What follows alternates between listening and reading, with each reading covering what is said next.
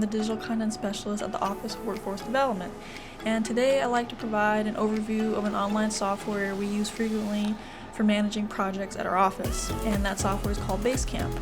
So if you're new to the office or haven't had a chance to use Basecamp yet, hopefully this video will answer some of your questions and let you feel more comfortable and confident when using Basecamp. So let's go ahead and get started.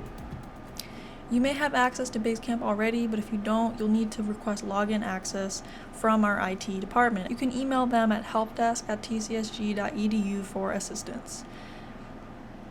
And I do recommend logging in so you can follow along to this video. So once you have access and you're able to log in, you'll first notice a menu at the very top. This is your main navigation menu. I'm just going to go through each of these items. So projects is where you can view all your projects. That means that you can view projects that you've created or projects that other folks have added you to. So they're all going to accumulate on this page. And you have options on how to view your projects. You can view them in a grid form, which is kind of what I have here, or you can click this little icon right here and then they'll all be listed as a grid. You can do a hybrid, which is what I prefer. You can have your favorite projects up at the top and then the rest are all of them are listed below. If you want to favorite a project, you can just add a star right next to it and then that'll add it to your grid up at the top. Or you can just go ahead and put all your projects in a list. I prefer the hybrid view, that way I can see my favorite projects up at the top. If you created a project or you've been invited to a project and you want to add more people, all you have to do is click the project and then click invite more people. And then you can go ahead and enter their email address here. You can add a welcome message to that person just to let them know further details if you'd like, and then just click send invitation. To archive a project, you just have to click on a project again, scroll all the way to the bottom, and then you'll see an option called project settings. Click that, and then you can click archive. This option will only appear if you are the creator of the project. If someone else created a project and invited you to it, you don't have this ability. The person that created the project is the only person able to archive it. So if you are the person creating projects, just remember to archive them as you go along and you complete the projects. So let's go back to our projects tab. So when you first click your project, there's a lot going on. We have the title up at the top. We have a description of what that project is. We have the option to add more people to the project. We can also catch up on any recent changes. We're also able to navigate to discussions, to-dos, files, text documents, and events. And that's just a quick way to navigate to those items. But if you scroll down, you can see we have discussions here as well, to-do lists, and then further down, files, and then text documents. So now I'm going to go into what each of these discussions, to-dos, files, text documents, and events are. And if you have more questions about each of these items, Basecamp does include a quick video letting you know about those items in detail. So you can click at those at any time to have your questions answered.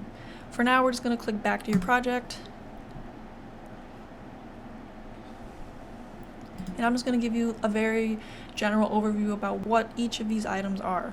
So discussions. Let's imagine discussions like an email. You can write and format a message and send it to everybody on the project.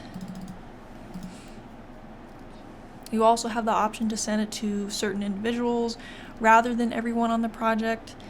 Just remember to look at your post settings before posting the message so you can notify the right people. So for example, when I post this discussion, I want to email it to everybody, or I can decide who on the project needs to be notified of that message. Or I could just post the message to Basecamp. And then once I'm done drafting and deciding who I need to notify, I can just click post this message. Like email, you can add attachments, you can add any type of file you like, images, Word documents, PDFs, anything. To-do lists are a great tool to keep track of who needs to contribute what to the project by when. Anyone can create and assign to-dos to anyone on the project, so yourself or other team members. Once you create a to-do, you can click that to-do, and then it'll open a more detailed view of that to-do. This is particularly helpful if the to-do is a little more complicated and requires several elements or assets to complete. So again, you can assign it to somebody, click that, and select someone who is part of the project. If you're not seeing that name, that means that that person has yet to be invited to this project. And you can set due dates. And just click save. So again, I can assign that to do to myself or any person on my team. So let's go back to that project panel. You can make different to-do lists. You can have different categories, for example, content. You can have a description of that list to just explain what that to-do list is specifying, and just make as many to-do lists as you like. You can also drag and reorganize the lists so that you can prioritize, different lists over others in case something is more pertinent. Put that back. And then obviously once the to-do is done, all you have to click is that checkbox and it will mark it as complete. And it'll also keep track of when that task was completed. So if you continue scrolling down, we see files. You can click add files. Again, you're able to upload any kind of file, PowerPoint, Word doc, images, videos even. And while you're certainly welcome to do that, I find that uploading files usually require some kind of explanation. Whenever I have to upload files, I typically use the discussion option first. That way I can kind of explain what I'm uploading and why and who is it for, etc. That way the file has a little more context and people aren't wondering what this file is. The good news is that whenever you upload a file to Basecamp in this way, via the discussion way, it's automatically going to add itself to the project file. So there's always a way to find things, and it's really hard to lose things in Basecamp. So that basically covers projects. You can have as many projects, I think, as possible. Hopefully you don't have as many. Next, we're going to move on to calendar. So if you click at the top, you see a lot of events. Hopefully yours doesn't look like this. So this particular calendar view is pulling all the events and to-dos from every single project that I'm a member of. If you want to specify on a particular project's calendar, all you have to do is navigate to the left-hand side and click on that project, and then you'll be able to see events and to-dos associated only with that project. To be honest, I don't typically use this view of calendar in Basecamp. I actually like to sync this calendar to my Outlook calendar because we use Outlook for everything else in this office, and I'd rather check one calendar on my Outlook rather than go to Basecamp and have to do that. So I'm going to show you how to sync your Basecamp calendar to your Outlook calendar. So what you want to do is click subscribe to iCal on the bottom left.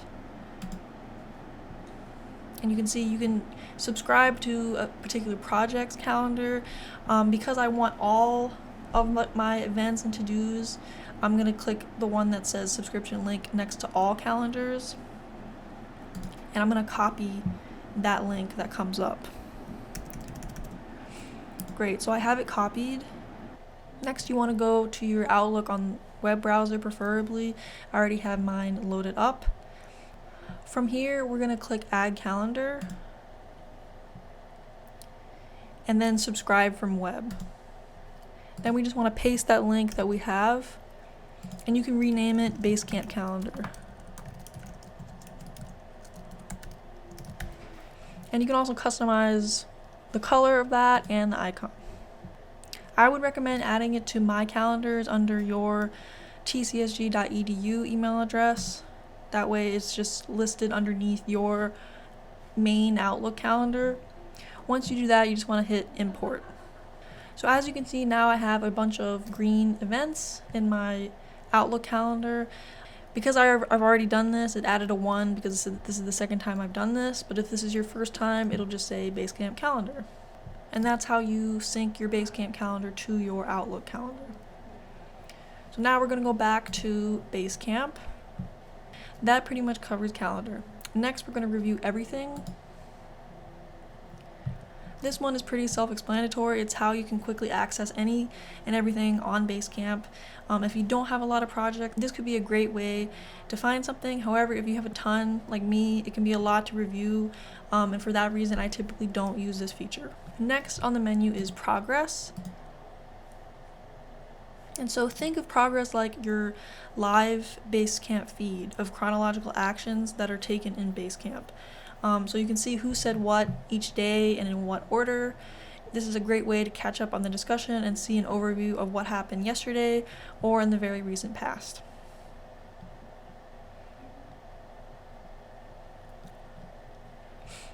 So next up on the menu is everyone. Here you can view recently active people you've connected with on Basecamp.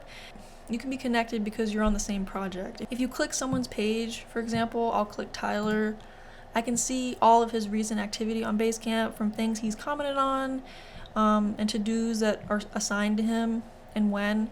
I can also see files he's uploaded to Basecamp, to any Basecamp project, and I can also get really nosy and see all of his activity if I really wanted to. But rather than worry about him, it's good to focus on our own business, which is why I like the last button so much here at the menu. It's called Me, so I'm going to go ahead and click that. And so this view allows me to focus on my activity, my to-dos, and things that I need to complete in Basecamp. So similar to Tyler's page, but now only content that is relevant to me. This is also where you can update your personal info and adjust your Basecamp settings. Lastly, up at the top, we have a search bar that works similarly to most search bars in that you can be really broad or narrow in your search parameters and find things that way. So that was kind of a basic overview of Basecamp. I do have some advanced tips if you're looking to really explore the power of Basecamp. For example, you might find that templates are something that you could really take advantage of. If you find that you're needing to create a project repeatedly throughout the year, a template might be a great addition to your Basecamp. So for example, you host a quarterly call or training that consists of the same components each call, but different speakers. So instead of creating that same project from scratch each and every quarter, you can create a template to save you some time. You can certainly do this later and create a template from an existing project. I find that that's the easier way to do this, or you can go ahead and create one from scratch. So instead of you having to type and enter 20 to-dos each time, just do it once. So for example, we have an annual conference. If I click templates here, I can navigate to the top right where it says make a template from an existing project. Go ahead and click that and select a template that I've already made, and it'll make a template from an existing project. You can also create a new template from scratch as well. So I hope this simplified tour helped you understand Basecamp and how it can be a useful tool for managing projects for yourself or your team. And if you have any questions, feel free to reach out to me, Andrea at ayoung@tcsg.edu. Thanks and have a wonderful day.